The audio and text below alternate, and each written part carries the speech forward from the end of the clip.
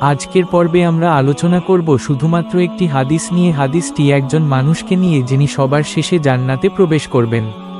হাদিসটি একটু লম্বা ও অনেকেই বর্ণনা করেছেন। হাদিসটি সহিহ বুখারী ও সহিহ মুসলিমে রয়েছে। সহিহ মুসলিম ইবনে মাসুদ রাদিয়াল্লাহু আনহু হতে বর্ণিত আছে, রাসূলুল্লাহ সাল্লাল্লাহু আলাইহি ওয়াসাল্লাম বলেন, সর্বশেষ ব্যক্তি জান্নাতে প্রবেশ করবে, সে জাহান্নামে থাকবে, সে এক কদম হাঁটবে, এক কদম মুখ থুবড়ে পড়বে।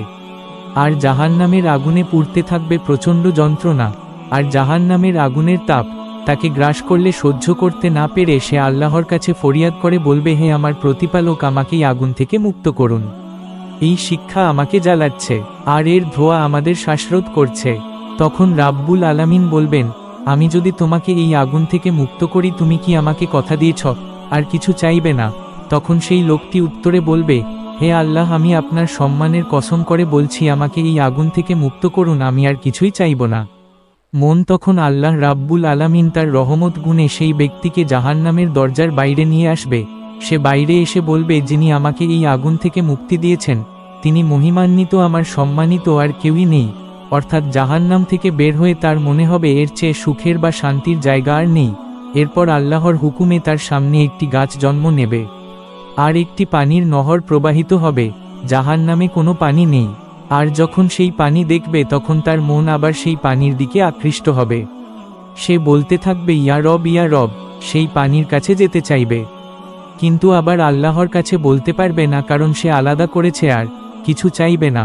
অবশেষে আর থাকতে না পেরে সে বলবে, ইয়া রব, আমাকে ওই গাছের নিচে নিয়ে যান, যেন আমি সেই গাছের ছায়ায় বসতে পারি আর সেই নম্বর থেকে পানি পান করতে পারি।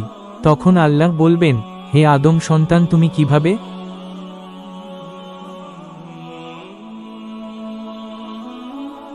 তোমার ওয়াদা ভাঙলে? তুমি কি আমাকে বলেনি যে তুমি আর কিছু চাইবে না? লোকটি বলবে, হে আমার রব, আমি ওয়াদা করছি এটাই শেষ, আমি আর কিছুই চাইব না। এরপর আল্লাহ তখন তাকে সেই গাছের নিচে নিয়ে যাবেন, কারণ আল্লাহ জানেন যে কোনো মানুষই এমন পরিস্থিতিতে নিজেকে ঠিক রাখতে পারবে না। মূল লক্ষ্য সেই গাছের ছায়ায় বসবে আর সেই নগরের পানি পান করবে আর বলবে, আমার চেয়ে ভাগ্যবান আর কেউ নেই। এরপর আল্লাহর হুকুমে কিছু দূরে জান্নাতের দরজার সামনে আরও একটি গাছ জন্ম নেবে, আগের চেয়ে বড়। আর সেই গাছের পাশ দিয়ে বয়ে যাবে ঠান্ডা পানির নহর। এটা দেখার পর তারা আবার ইচ্ছা জাগবে ওই গাছের নিচে যাওয়ার, কিন্তু লজ্জায় সে কিছু বলতে পারবে না, কারণ সে ওয়াদা করেছে আর কিছু চাইবে না। কিন্তু শেষ পর্যন্ত আর থাকতে না পেরে সে বলবে, ইয়া রব, আমাকে ওই গাছের নিচে নিয়ে যান, যেন আমি সেই গাছের ছায়ায় বসতে পারি আর সেই নগর থেকে পানি পান করতে পারি। তখন আল্লাহ বলবেন, হে আদম সন্তান, তুমি কিভাবে? তোমার ওয়াদা ভাঙলে? তুমি কি আমাকে বলেনি যে তুমি আর কিছু চাইবে না? লোকটি বলবে, হে আমার রব, আমি ওয়াদা করছি এটা বিশেষ, আমি এরপর আর কিছুই চাইব না। এরপর আল্লাহ আবারও তার রহমত দেখাবেন আর সেই লক্ষ্যে জান্নাতের দরজার পাশে সেই গাছের নিচে নিয়ে যাবে। লোকটি সেই গাছের ছায়ায় বসবে, ঠান্ডা পানি পান করবে। এরপর সে তাকে দেখবে। জান্নাতের দরজা দিয়ে ভেতরে দেখা যাচ্ছে, আর এমন কেউ নেই যে জান্নাত দেখবে আর তাতে প্রবেশের ইচ্ছে করবে না। জান্নাতের ভিতরের গাছ, ঘরবাড়ি, নদী সব দেখবে, জান্নাতের ঘ্রাণ পাবে। ফলে সে আর নিজেকে আটকে রাখতে পারবে না।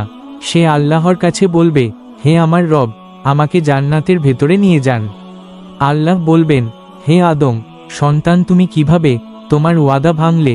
তুমি কি আমাকে বলেনি যে তুমি আর কিছু চাইবে না? লোকটি বলবে, হে আমার রব, আমি ওয়াদা করছি এটাই শেষ, আমি এরপর আর কিছুই চাইব না। এরপর আল্লাহ তাকে বলবে জান্নাতে প্রবেশ করে। সে জান্নাতে প্রবেশ করবে, কিন্তু দেখবে সেখানে কোনো জায়গা নেই। সেই বলবে, হে আল্লাহ, এখানে তো কোনো জায়গা অবশিষ্ট নেই, আমি কোথায় যাব?